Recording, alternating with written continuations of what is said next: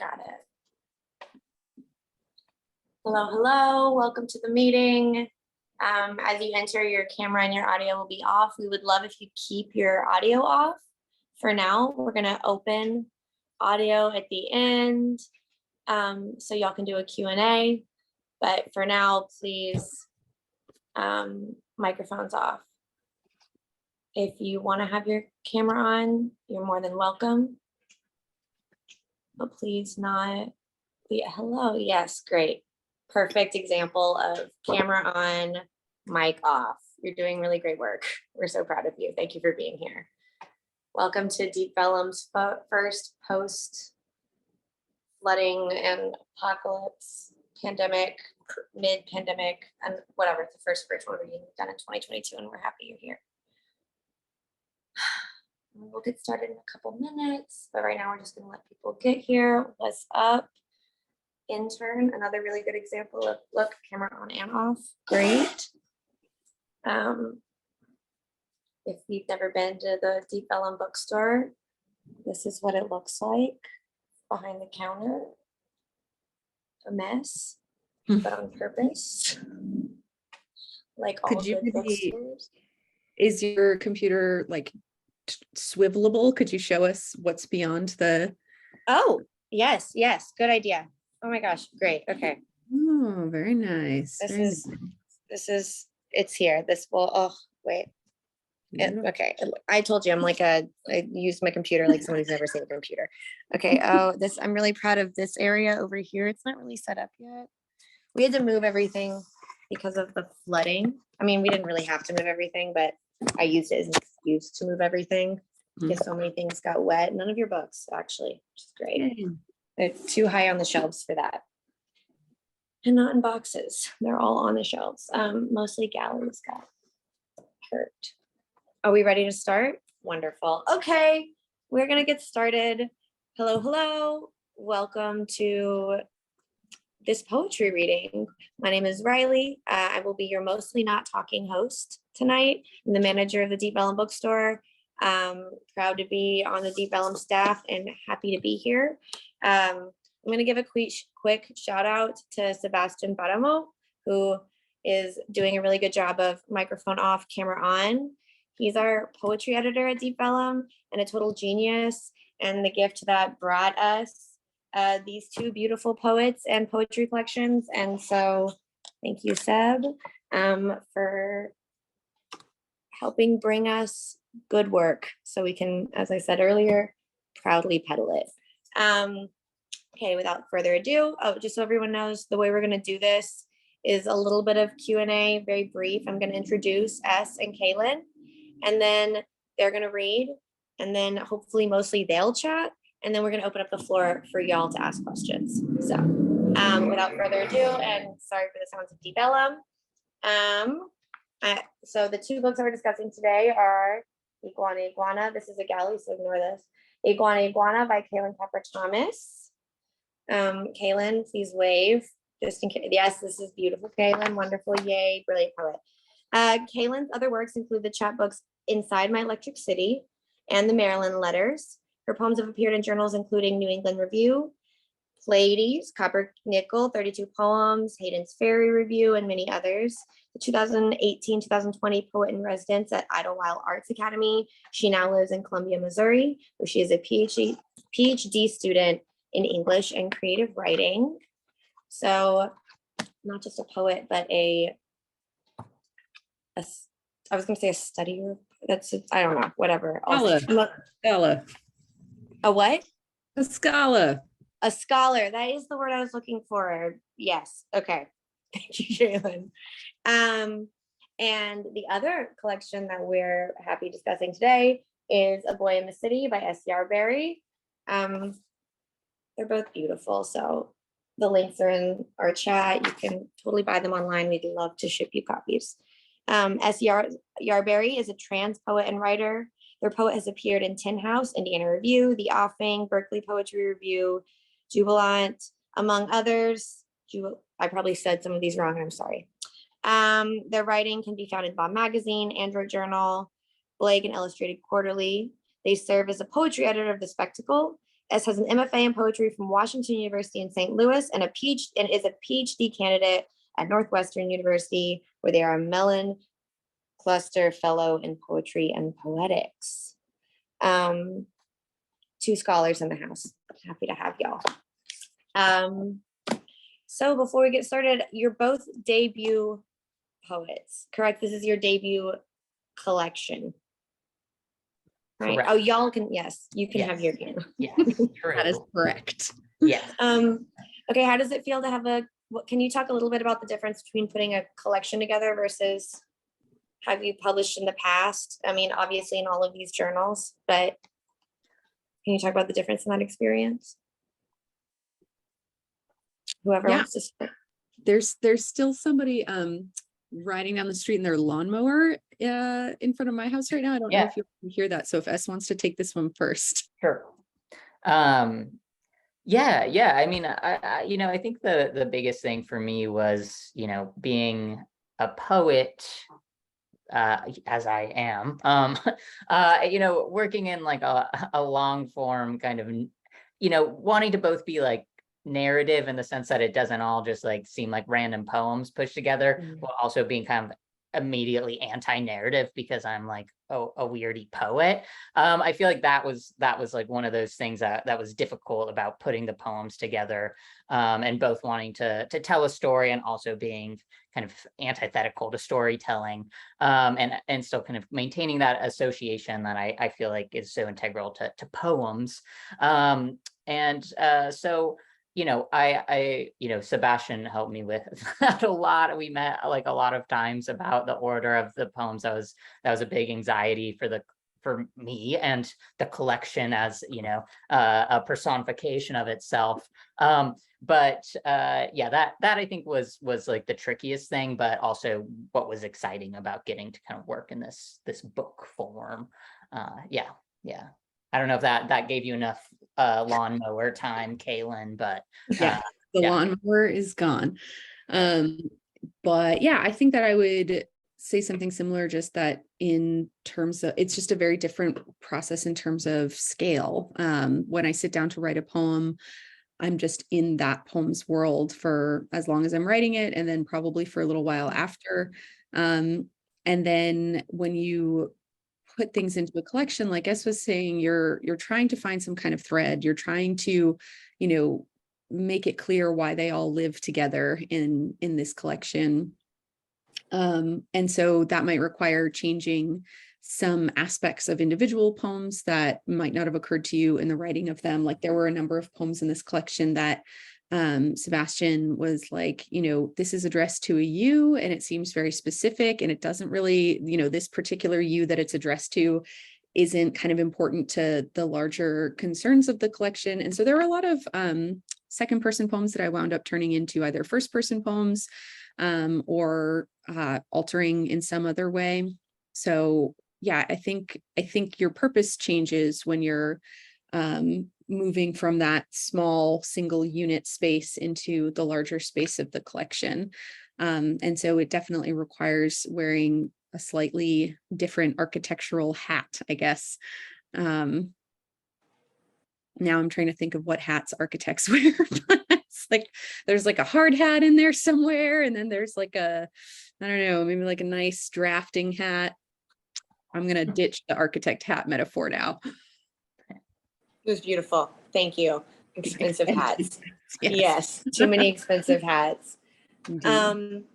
I also want to ask about, in terms of like theme and creating a poetry collection, you had to title it. And then don't worry, everyone, this is going to be brief, and then they're just going to read their beautiful poems. Can y'all talk about the titles? Because they're both pretty distinct and visible on the cover of your collection. Yes. Well, the person that I need to thank for the title of my collection is here in the Zoom room, who's Mary Jo Bang over here. So I'm really grateful to her. She suggested "A Boy in the City," which is a phrase from one of my poems for the title, and it was the title of my thesis when I was at WashU. And it was really one of those things that I feel like I like heard, and I was like, yes, definitely I want that. Now that said, I went through like a little bit of like a moment of like, maybe I should like switch it up, try something new, and did some things that didn't pan out, and came back to that original title, which I actually, you know, which I love and I'm really excited about. But yeah, so I feel really like I needed a little bit of you know, I don't know, I feel like maybe like the first thought of like what you're gonna title something is like usually the too obvious of a title, and it's like useful to have someone else be like, no, that's like too too on the nose or something, and have someone else kind of give you like a roundabout like way of thinking about it. So that was really helpful for me.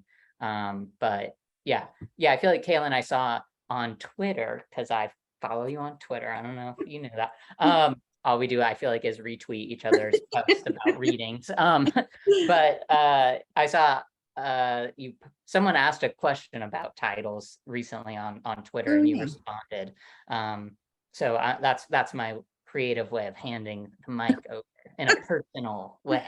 Yeah. I have said some things about titles, both in Yeah. public and in private. I actually do think I'm thinking about titles like often. I think I kind of think in titles, and that might be partially like a weird thing where I really like to start things and I don't like to finish them. But I also, yeah, I think sometimes I catch a little scrap of language and it just pops into my head and it'll be there in all caps. And I'm like, that'd be a good title for something. And so sometimes it, you know, an individual poem might emanate from a title. And then sometimes, you know, you're kind of like banging your head against the wall looking for it. This particular title came from one of the poems in the collection, and I think that Sebastian had suggested it early on, and at first I was like, I don't know, it's not really about iguanas. um, and then as I kind of kept working with him and kept looking for the thread of the collection, which turned out to be sort of like alternate versions of the self and past selves.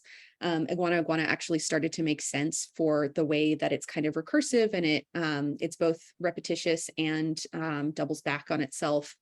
And it kind of just started to feel right. And then I also just really liked the idea of having like a little mascot for the book in the form of the iguana. And so, yeah, I think there are definitely probably people out there who think it's about iguanas, which I'm willing to live with, because that's probably more enticing in terms of what'll make someone buy a book than like, here's a book of poems about my life. So I'm just gonna like let that one hang. But yeah, came from a poem in the book that wound up seeming right, but it had a couple of other different possibilities and titles in the interim. Beautiful. Excellent answers. Do y'all just want to start reading? I have some more questions, but I feel like we should have the work ahead. Like we should be talking about the work. So let's share the work with everyone, and then maybe some more questions, and maybe they'll get inspired to ask questions. Is that yes? Go poems. Okay. It's cool. Who wants to start? Caylin, your mic is still on, so it could be you. Oh, it could be. Do you want to read first? Sure. Yeah. Okay. It seems like we're headed that way. Okay, thank you. Since I did just talk about the title poem being the talk about this poem turning into the title of the collection, I'll just start with the title poem, which is called Iguana. And it's on page 38, which I should know by now, but it was taking me a minute there. Okay. And I wrote this poem in Key West, at the studios of Key West, where I was finally getting the hang of riding a bike at the age of 30. So that was a big deal for me. Iguana, Key West. Things crawl over me here, no-see-ums and biting ants. They make me feel hospitable, like at last, I'm a good host. Stop itching, I tell myself, we have guests. What is a guest, if not something that takes a little bit of your life? In the cemetery where I practice pedaling, sailing circles around the dead, iguanas sunbake and scurry the white slabs, the green length of them defiant drapery in death's pale parlor. I'm told they're invasive.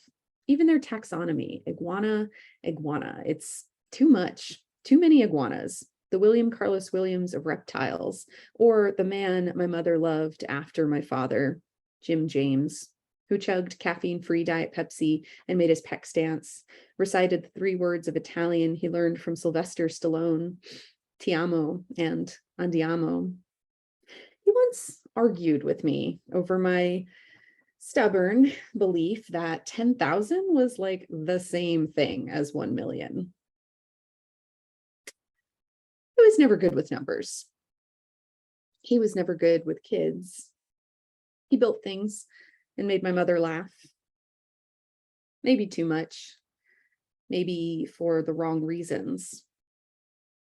During cold snaps, the iguanas freeze and fall like stoned fruit from the trees, wake only once their core has warmed. I won't be here to see it. It's the off season now, August, everything dank and hot-blooded, which is what I think my mother liked about Jim. Something raw about him. The pink scars where his own mother's boyfriend stubbed out cigarettes on his arms, or how he called, "Here, kitty, kitty," nightly into the dark after the cat ran away. She was a stray to begin with. We lured her into our lives with milk, named her Fitty Fat the kitty cat, let her eat and fuck and kill as much as she wanted, litters of kittens and kibble and dead birds piling up. What else is there to say but everything we've said before, over and again? Iguana, iguana. Italian stallion, here, kitty, kitty, andiamo, Jim James. What is a child, if not something that takes a little bit of your life? He wasn't a bad man. He made my mother laugh.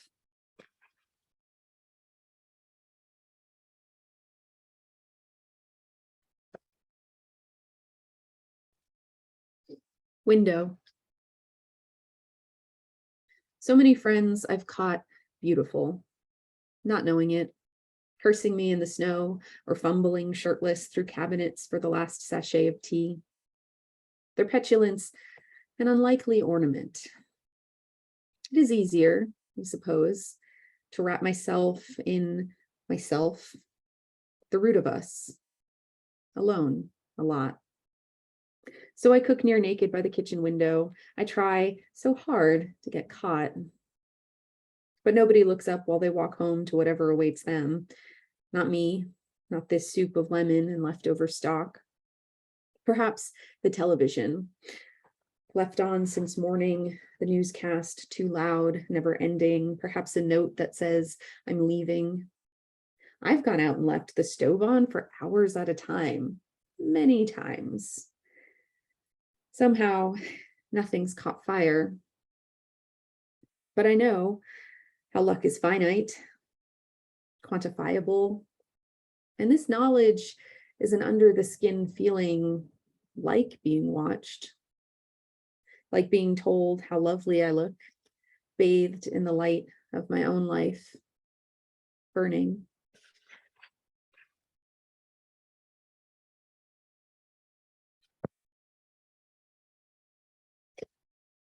Lightning suspected in deaths of horses. I want to take you to the black mud spring pasture where 6 horses fell and did not get back up. I don't know if they were dark or dappled. I wasn't there. I read it in a newspaper in Vermont, sitting at the counter of a diner that no longer exists. Lightning suspected in deaths of horses, small article in the bottom corner, not much more information than that. It struck me. I'm not trying to be funny. I carried that headline around until it became a slogan, although I'm not sure what I'd been sold. Maybe this: the sky opens.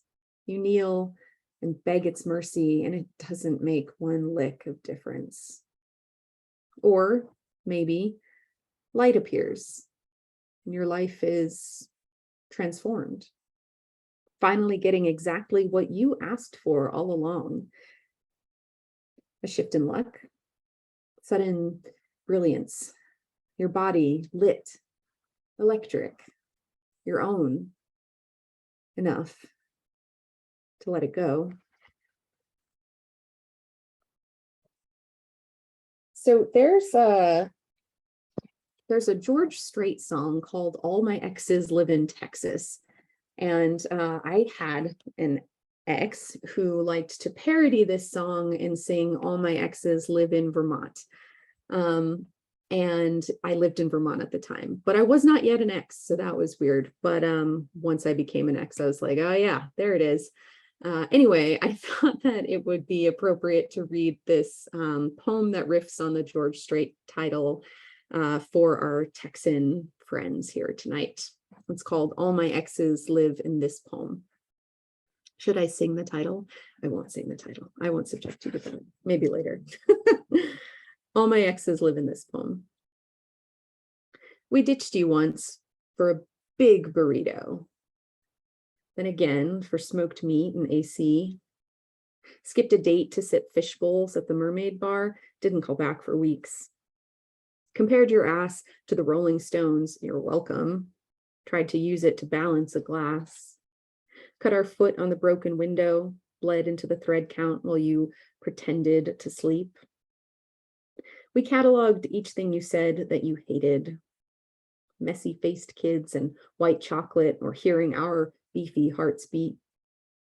Against our better judgment, we wrote letters from cold countries. Dear you, still alive? How's your mother? Still strange? And you, still strange? Received word on our 31st, 31 cards that all said, fuck your birth. If we failed to fight to keep you, it was because you were already lost. A sea-like silence alive at the center of you. It is you, and it is more brutal than you, killer. It swallowed us all.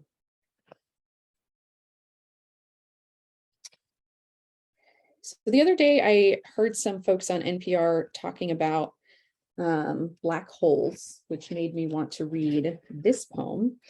Which gives you the black hole flaming hot Cheeto mashup that you never asked for, but which I will nevertheless provide. It's called Supermassive. I stood at the sink and became a few minutes older. Alive before that moment, alive through the dishes, and then I just kept on with it. Left the wet sponge weeping soap into the drain. I sent Emma a message with a picture of my face smushed up, ate grapes, and thought about the 3 possible fates of the universe. Expand forever but slowly, or expand until collapse. All of that sounded all right. Anyway, what could I do about it? In close-ups, I think the sun's surface looks like a flaming hot Cheeto. Lately, I feel only hungry and fine. Light years away from myself.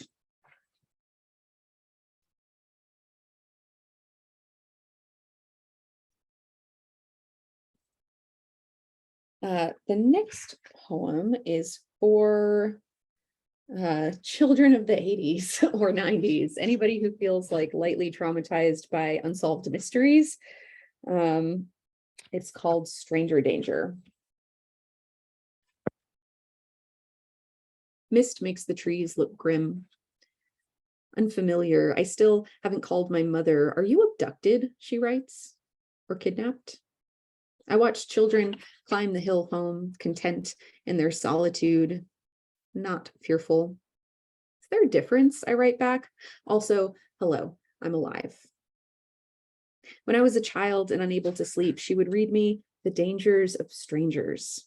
Pigtailed girl on the cover, red ribboned, paused at the knob behind which lurks the shadowy figure of a man. Inside, strangers with candy and vans, lost puppies. She had me recite our address and spell my last name until my lids grew heavy. Outside lurked coyotes, mostly. My older brother sneaking cigarettes behind the garage, young mouth set tight in a bleak line, squinting towards the ancient bodies of the trees, the little creek that never rose except to flood. He was a child then, as much as he ever was, maybe 13. He crept wounded through the wet woods, caught bugs. He feared nothing except being unloved. And he says now, vans, all vans, tinted windows. I tell him, no kidding, say, now add to that most men. We're grown, but we're still her children. And I believe now it wasn't dying we dreaded, but being drawn away from her. The woman who had known too many monsters to believe in safety, who told us their shapes as if knowing could protect us. As if anything could protect us but her. Kidnapped, she writes, is usually for ransom. I would stand a chance of getting you back. Outside, the trees loom gray over a girl stepping from the drawn mouth of a school van, unscathed, beribboned, bone-brittle branches swept down as if to hug or clutch. Abducted, she writes. No chance. This will be my last poem. Thank you so much for listening, and gear up for the ever fantastic S. Yarberry.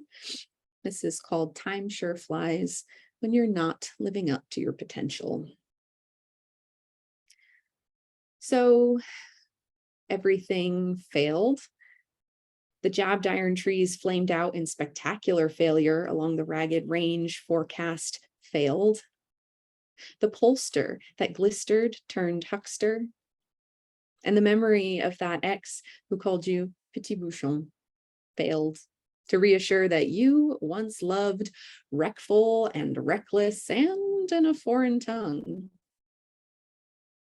All around you now, Florida fails pinkly and by voracious flora. The lizard who burned or drowned hot tubbing in your hot coffee failed perfectly. Curled into an eternal question mark, little fingers clenched, dukes up. If death is the body's failure, it is also its final fuck you. Which has to count for something. Which has to be a win. Thank you. And you're so, wow, so wonderful. Thank you so much. More questions to come. Without further ado, S, dazzle us once more. Yes, well, great reading, Caylin. Excited to be here with you. This is our third reading together, so we are BFFs forever. Okay, so I'm gonna read some poems here. Yeah, so I don't know if you all know what a love poem is, but this here is a love poem. And you know, the book kind of goes downhill quickly in terms of matters of the heart. But this one starts on a high peak. So we'll start on a high note, and you know, we can all crash and burn together here tonight. So this comes early in the collection. It's called Lips Crash with Lips Inevitable.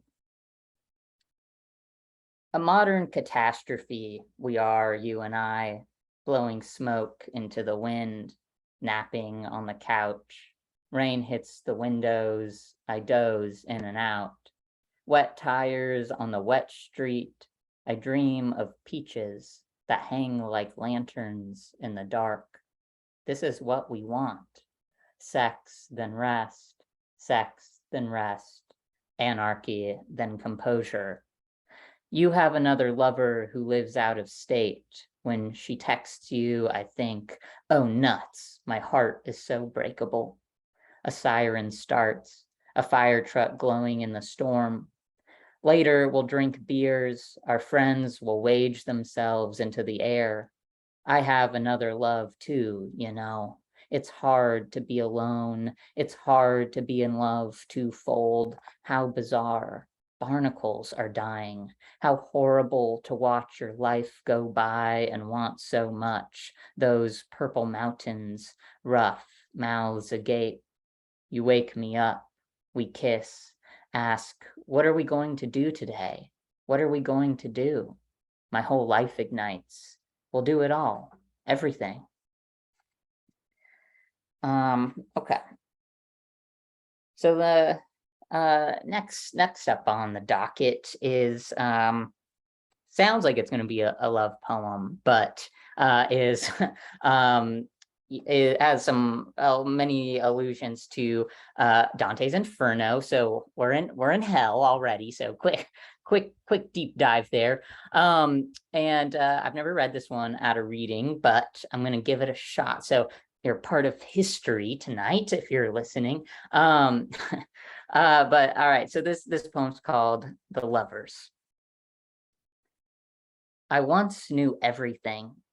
Fish in clear water, a name in the back of my throat. I thought of beauty constantly in those days.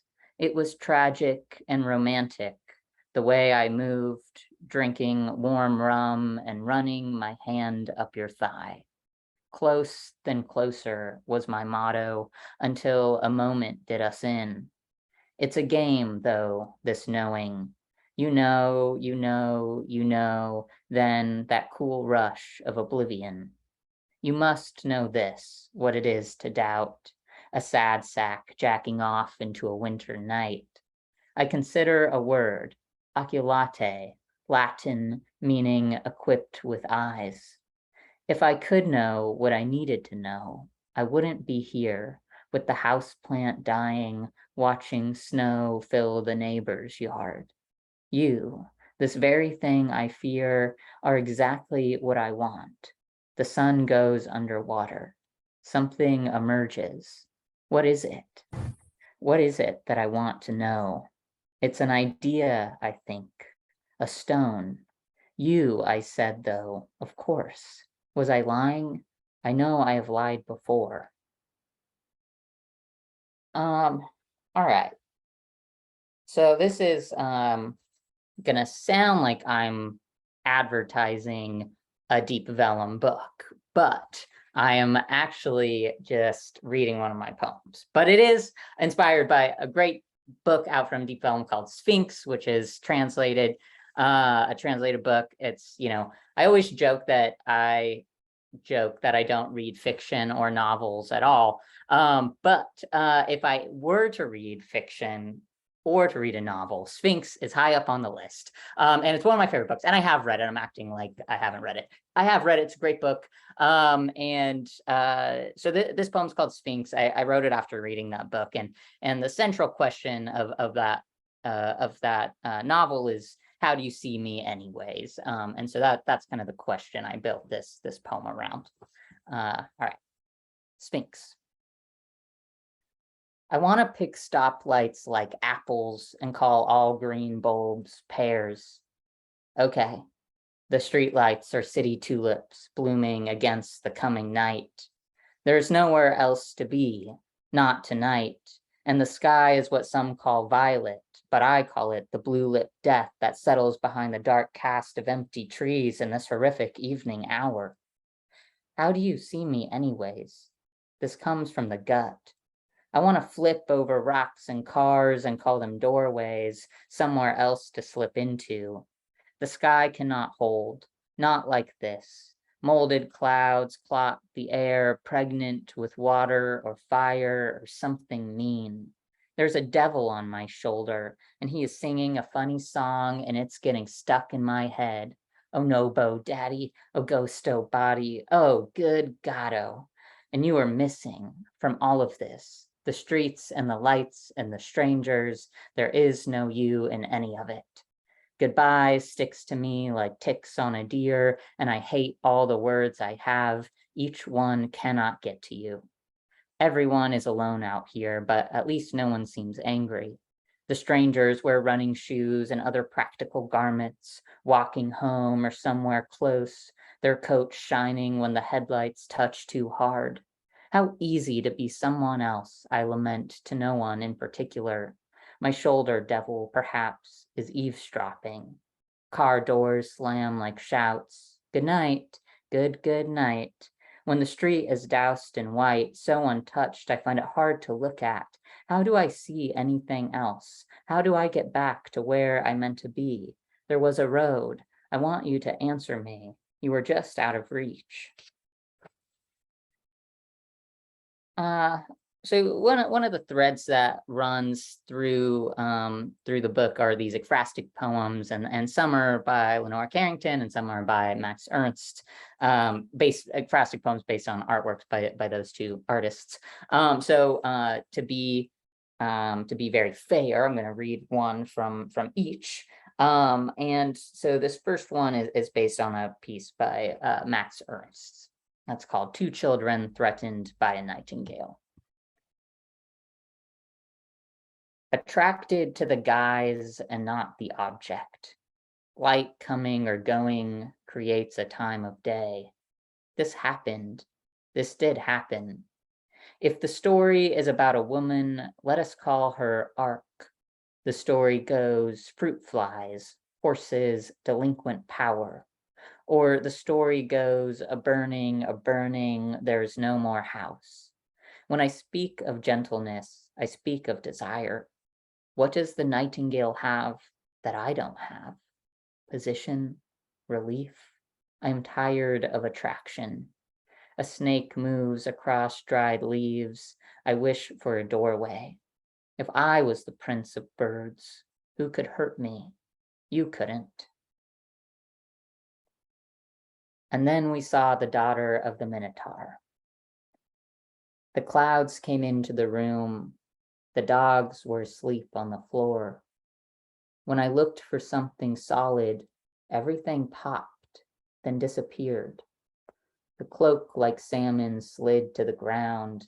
A song of gossip played and played. There was a time I wanted nothing more than stillness. All I got was more want. The want beseeched me. I worked hard, I undressed at night. When visited, I was interpreted fragmentarily. Nobody sees me. The vine curls up the stone pillar, the yellow tablecloth wrinkles. I pick up my cloak. You can marvel at me. I am marvelous. Look at me again, my back to the night. Okay, I'm gonna read two more poems. This one has no fun introduction. It's just called Dirt. It was the gray cat with the robin in his mouth, or you flicking your cigarette off the porch that first warm night of April, when I began wondering how this would all pan out. This all meaning nothing other than you and I, our languished urge to be jointed. Hidden from the sense of things is our leitmotif of daily drama. A man plays the fiddle and a skateboarder speaks loud French. Day wisps off into another cast iron night. Night makes all too clear our real bad burdens. I shuck my burdens for some universal truth. Truth never being the balm it should, I come out empty-handed. One time, early, before you had heard some damp secret from my screwball past, you sat on my lap in your big pink robe, wielding a glass of wine. We spoke only of southern ticks and surefire obscurities. We each let our voices sprawl out over the silent swamp of all we could not know. I don't know you at all, you said. The swamp grew deeper then, or longer. You come into the kitchen when I call you, your hand scooping up a beetle gentle as ash. Ash falls often from where I'm standing. The beetles never flutter, just crawl unromantically across the soft brown tiles. Nowhere to go, nowhere to be, I sing out. The thing is, when I say your name, you always answer, and when you say mine, it's like a door slamming shut. The cicadas will start any day now, their voices forming like a thick wool cloth through the air. That collective voice rubs up against you, gets in your shirt and your head. I want to be so unseen it hurts sometimes. If I could be dirt, I would. All right, and my last poem for tonight is going to be, it's called Nostos. And Nostos is a like a Greek theme in an epic poem where the hero returns home by sea. Okay, Nostos. Lake reflects sky, sky reflects the razzle dazzle of blue and blue. Somewhere between the warp of land and air, there's your body and someone else beside it. Birds come and go, up and down, forward then back. Blue jays like broken sky, crows like drips of night, songbirds howling into the oblivious myth. Yellow jackets too swirl off somewhere then away. Farther, cicadas sing. Tu me manques aussi. You are missing from me. It is theatrical, this loss, this losing. We fall into tragedy, goat song. Meaning has gotten lost along our way. I pale in the face. You are unreachable. I hold a dark lake in my hand. I wait for light to see the cross, the surface. Where are you? The wind is sky beginning. I can see it form for miles. Do you feel it? The way it moves around you, then on. Fall rain, the horizon. Something is broken. This breaking happens once, then happens all the time. Thank you. Yes, thank you. Thank both of y'all. Wow. Y'all, I love poetry, but I typically hate poetry readings. And for everyone in attendance today, this is a very good poetry reading. And these poets are very good. It's very exciting that they're here. While I was reading both of your stuff, I had this one, sorry, otherwise we're not talking about any other poets besides this one moment. This Louise Gluck, however you say her last name. It starts, you don't love the world. If you love the world, you'd have images in your poem. And the last line is, we can all write about suffering with our eyes closed. You should show people more of yourself. Show them your clandestine passion for red meat, which I think is a great line. But it's just been stuck in my head for a couple of years. And it's like the marker of a good poem, like show me your clandestine passion for red meat. And I feel like y'all do this so beautifully.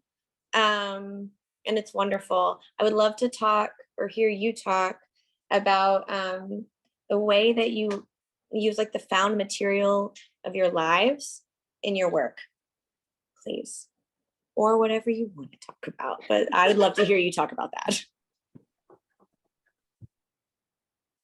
I think for me, it usually starts with sound. Just like overhearing somebody say something in a funny way.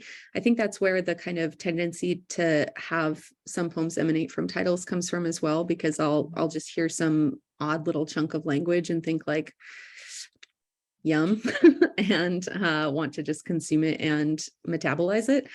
And so, yeah, I think that I never sit down and say like, I'm going to write a poem about my life now.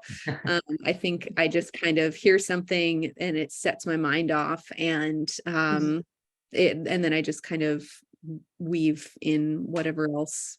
I feel like it's a kind of free associative process for me often that is based on sound. What I often think of that Richard Hugo from The Triggering Town saying something to the effect of like, should truth conform to music or should music conform to truth?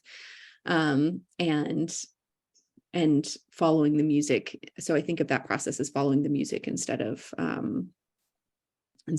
writing. Sorry, I just Emma said yum in the chat, which yes. Yeah, I think I'm in agreement with Caylin. I'm not I'm going to say something that she hasn't already said per se, but yeah, I think especially hearing words that you hear all the time, but in like, hearing your lover say them or hearing a stranger say them or hearing them kind of in this new context, and suddenly it's exciting to hear again. I feel like there are multiple poems where I have someone saying good night. But there's such different contexts when like someone you're like madly in love with, but like have never kissed before says goodnight versus, a stranger on the street saying goodnight to one of their friends or something. Right. But kind of collecting these different moments of language and kind of, contextualizing or recontextualizing them is, I think, one of the ways that really, excites me about that kind of foundness of stuff in my poems. Yeah. As I also I noticed this tendency towards, what kind of language would we call it, where it's like, oh, nuts, or what is the one? I think it might be in the pig poem, which you did not read tonight, but there's, oh no, that's my book. There's something like lickety split, right? Like those kinds of really what kind of language would you call that? Like lickety split is an onomatopoeia, but there are these kind of funny little phrases that we're used to seeing in one context, and to put it into a poem is so striking. I have now been walking around the house going, oh, nuts. And then I want to follow it with my heart is so breakable, as Billy's been saying it too. So would you want to talk about like, would you want to talk about oh nuts? Or I say this as an all rats person, but yeah, like how do you go about kind of taking language that is usually in a very particular, like maybe cartoonish context, and give it the gravitas of a poem? Yeah, that's a really fun question. I like someone here said Archie comics. Colloquial, thank you. Yeah, colloquial language. Yeah. I think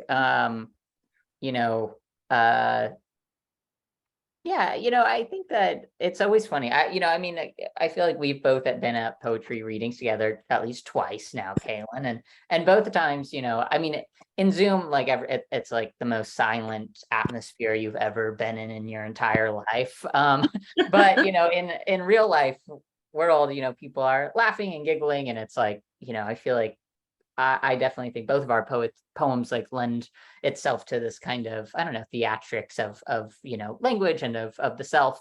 And those little colloquial bits are things that I've said in real life, that my grandparents will say lickety split, like they're like from Arkansas and like super old, and just like goofy, and just like things that are both like out of context, but also in the context of everything you hear in your life. We do hear them, right? Whether it's in comic books or your grandparents or your weird friend that says weird little things. Those are like, I think goes back to Riley's question of like, oh, these things that you're kind of collecting from your life and getting to kind of contextualize or recontextualize it in the scope of a poem. So yeah. I don't know if that's an answer, but that was my response, I guess we'll say, to your question. That was satisfying. Thank you. Okay, good. We are at 7:21 at some magical way. So I do kind of want, if anybody has questions, massive screens that are being so appropriately without their mics on. I'm so proud of all of you. No disruption. So respectful. But now if you want to be disruptive in a loving and patient way, and if you have questions for S or Caylin, you can throw them in the chat. We can all see that. You could like raise your little hand on the screen, I think, and we unmute. I could continue gushing also if we need me to, until one of you get inspired. It was Linda who said the Archie Comics thing originally, just so everyone knows. So Linda's the admin god of Deep Vellum, and they're invisible right now and making everything perfect. And I love that. I also thought about the Oh Nuts poem. I also thought of Here's My Naked Chest, Ooh La La. I've like been saying, Yeah. and saying that. And S reads that one so well. It's a really good moment in that poem. Well, you're both kind of funny. Like I was on mute, but I was giggling, not because it's humorous necessarily. It's very human and also your work is kind of sad. Like these are both filled with sadness. But it kind of, I don't know, like that I'm jerking off. I'm so glad you read that one too. And I hilarious. It's just like deep, deep, deep. And then this thing that wouldn't necessarily be in that context popped in. I've gone out and left the stove on for many hours, many times. That hurt my feelings when I read that poem, Caylin. I was like, no, I'm only like, I've been there. Can you talk more about the first? No, I know I'm not going to ask you about other poets. It's not that kind of question. But you mentioned your grandparents' us, and we've been talking like found language and how it comes into your poetry. What are other moments of poetry? They don't necessarily have to be books or words at all. That kind of fed you and led you to where you are now. For example, your grandparents. You could just get on that. No. For some reason, the first thing that just popped into my head was early aughts emo. Yes. It's like, maybe that's why this is so relatable. yeah, just the way that like I don't know, fucking Taking Back Sunday song or something could just like it was always about the lines that were like so cutting and but also like clever, like just very you know, they are what they are early aughts emo songs, but as somebody who was like coming of age with them, I think that a lot of those bands really made a meal out of the lyrics, and experimented and like were basically like playing with language in a way that was often funny, but also kind of mixing that pathos in with the humor. And I hope that the main takeaway from this event is not that my poems are exclusively influenced by Taking Back Sunday, but yeah, it just, when I think about like some of the non-poem things that were early things that made me start paying more attention to language, like I think I was always paying attention to it, but I had a friend who was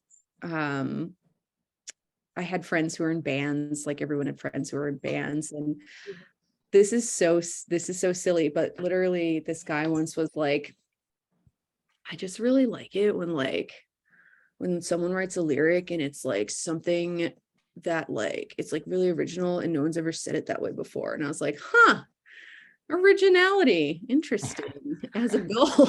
I was like, that was the level I was working. I had no concept of poets being out in the world or like people who were alive.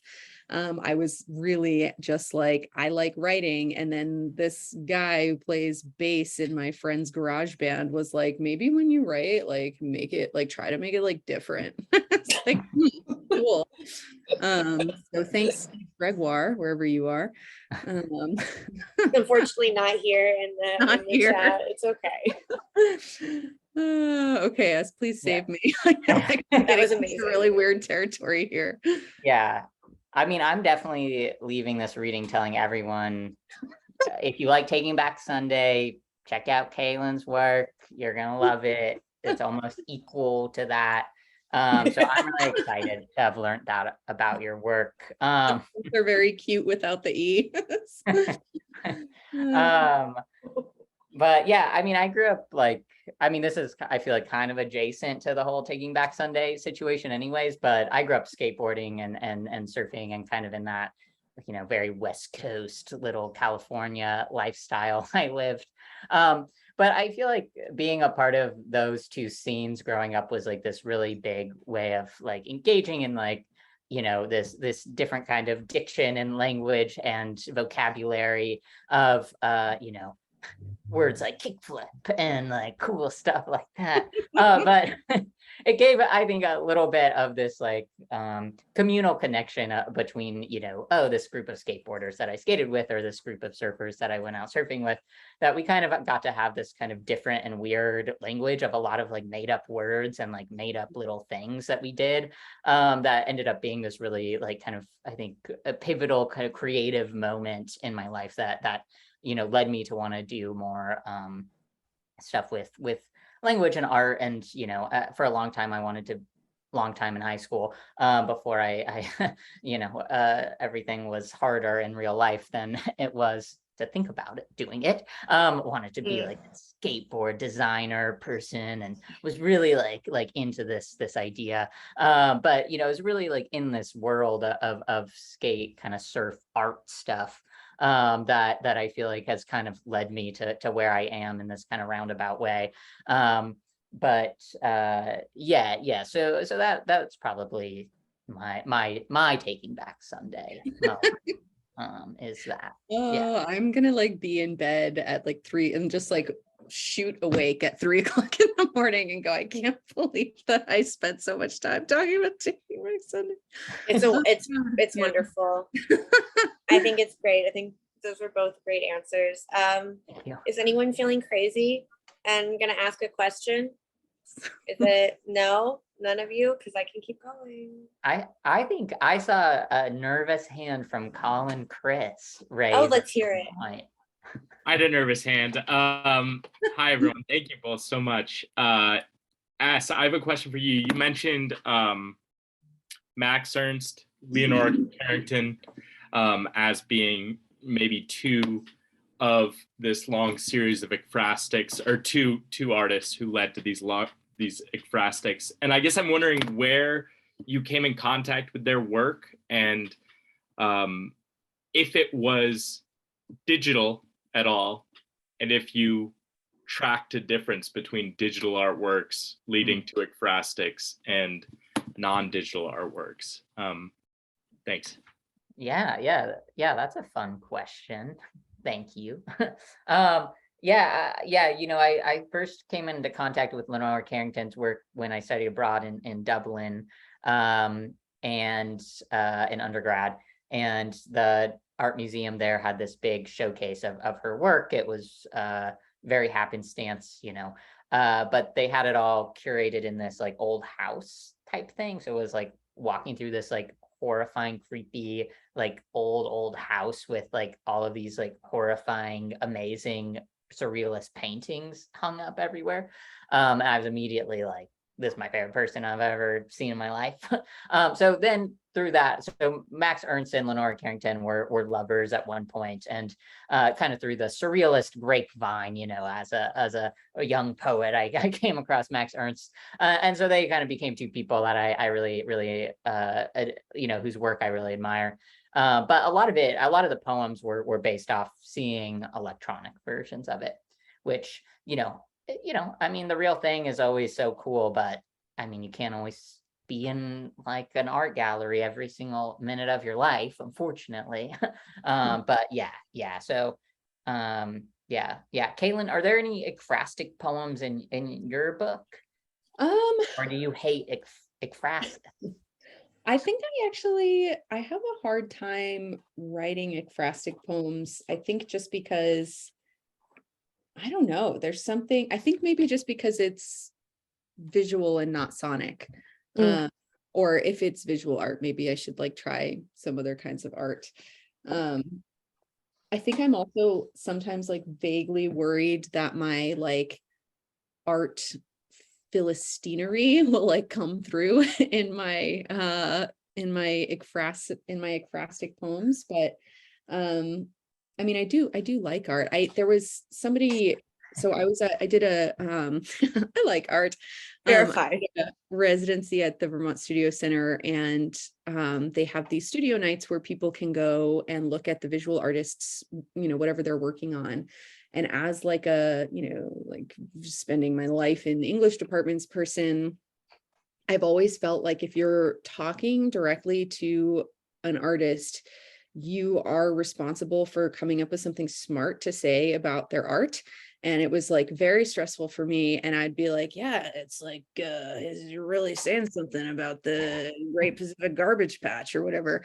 And there was this guy there who was like put his hand on my shoulder, and he's like, you can just say that it's cool. You don't have to say anything else. And I was like, oh my God, really? It's so cool. Now I just say that things are cool when I look at visual art, and I let myself off the hook for having smart thoughts about them, because I don't know, I absorb it and I enjoy it and I move on. And yeah, I think sometimes, there are pieces that like have had that I think about more, or that I quite like, but yeah, I haven't, this is a roundabout way of saying, I don't think there's any acrostic poems in here. There are some poems maybe that have music in them, but aren't necessarily like directly in response to the music. There's a poem in here called Michelle Pfeiffer's Making Something of a Comeback that references that year, a couple years ago, where there were like multiple songs with Michelle Pfeiffer in them on the radio, and I was like, it's weird. She's just having a moment, I guess. It is fun to say Michelle Pfeiffer. Michelle Pfeiffer, yeah, she's got a great name. Like Great if I wrote songs, I'd probably throw it in. Yeah, you should do that. Yeah, it's good enough to be in a title of one of your poems, and all the titles are great. So yeah, and when you do that, I'll tell you that it sounds really cool. thank you. Because what else is there to say but everything we said before over and again? Iguana. Nice. That reference to the poem. We have time for one more question. So someone be bold and beautiful and ask it, or I'm gonna make them talk about what it feels like to have other people talk to them about their poems. Hi. Hello. Hello. Can I ask a question? Yes. So I was wondering if location has anything to do with the inspiration behind any of your poems, and if there are certain places that you'd like to travel to that you might think influence you in some way, or places that you want to go that you feel like might spark something. Yeah. Great question. Yeah. I mean, there's just like, there are a lot of different places in this book, because I moved like 7 times, like 7 different states while I was in as many years, I think, something to that effect. And so Montana is a pretty big presence in that book. I lived in Missoula, Montana for 3 years. Florida has a big presence in the book, even though I only lived there for about a year and change. It's a very specific landscape and felt very, I was like kind of going through it while I was there. So I think that'll always leave an impression. A lot of times the way you feel about a place is really about the experience that you had when you were there, right? But there are a number of places, there's so many places that I'd like to visit, but right now, for some nonfiction that I'm working on, I have slated some of the world's largest, roadside Americana attractions that I'd like to go see. I've seen 4 of the 8 wonders of Kansas. That hasn't made it into any of my writing yet, but I did travel 650 feet into the ground to walk around in a salt mine for a little while, which was something that my dad still talks to me every time I talk to him about, because he's very claustrophobic and will just say, I can't believe you went into a salt mine.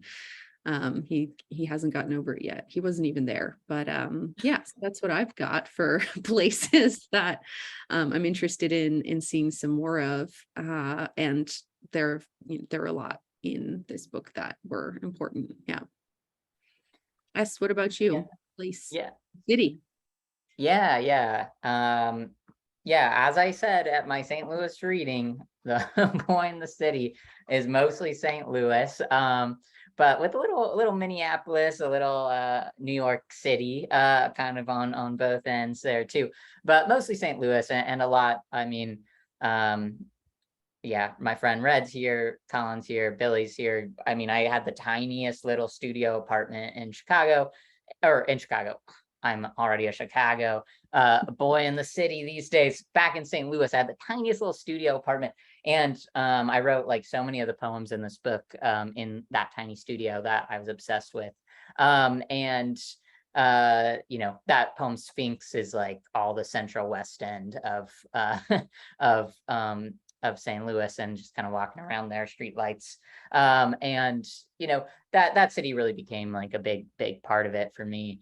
So I would definitely say place has like a ton to do with things. And yeah, but you know, as far as like thinking of places outside of the places I've already been or written about, I think it's hard for me to imagine what will like touch me, you know. I feel like being here in Chicago, obviously I've been writing poems being here, but I can't imagine like traveling somewhere and like to write poems. But I say that yeah, I could come to Dallas, I could, you know, take up residency in the bookstore for a while, see what happens. But yeah, I don't know, I will kind of see what happens with that. Yeah that was a great question. Yeah, thank you. Okay, well, if you didn't get brave enough to ask a question, you've run out of time. You've not run out of time to click any links and buy these wonderful collections of poetry, which then you can read in full. They are as good as they sound.